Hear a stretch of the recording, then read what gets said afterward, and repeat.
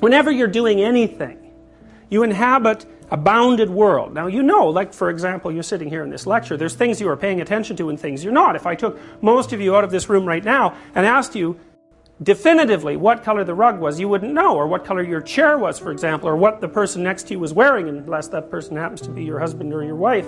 You wouldn't remember any of those things. And the reason for that is when you're in a situation like this and you're attending to a speaker, most of the occurrences that are unfolding around you are irrelevant. You don't store them. You only focus on certain things. Well, how do you decide what to focus on, given that there's virtually unlimited number of things to pay attention to? Well, you have to conceive of yourself as being somewhere, always. And you have to conceive of yourself as going somewhere. So you could say, in a real sense, the world you inhabit is a journey. It's a journey from point A to point B, a journey from what is to what should be, a journey from the place you are, which is insufficient in some important manner, to a place that in some important manner is going to be better. A standard story has exactly that structure. A child comes home and you say, well, what happened to you today on the way to school? Setting up the little narrative structure, and the child will unfold the sequence of events that he encountered. If the story's more interesting than just a recount of exactly what happened to him, it usually involves the encounter with something unexpected on the way to point B, and a description of the manner in which that encounter with the unexpected was resolved. Typical story. Now, why would you want to know that? Why would you want to listen to it? Well, it's because on your journey from point A to point B, all sorts of unexpected things always happen. And if someone else has encountered something unexpected and conjured up a decent solution to it, it could well be worth your time to listen.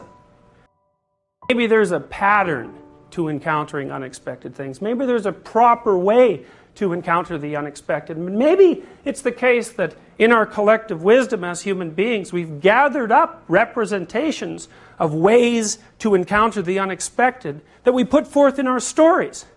How should you face what you don't understand?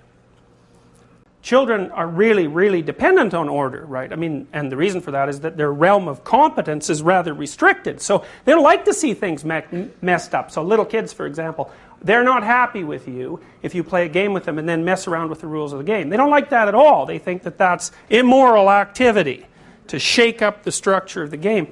Well, anyways, while she was pondering all this, she came into our bedroom one night and said, Dad, I had a nightmare. Now, we all know, right, nightmares aren't real, just like dragons. Dreams aren't real. Of course, which raises the question of why in the world you'd bother having them 6 or 7 hours a night every single day of your life, and why they're a recognized feature of animal behavior all the way down to the amphibian level. She said, I dreamt that there was a clear flowing stream, but in the stream there was all sorts of garbage, and it scared me and bothered me so much I woke up. So I told her, look, close your eyes and imagine the stream. It's full of garbage. What should you do about it?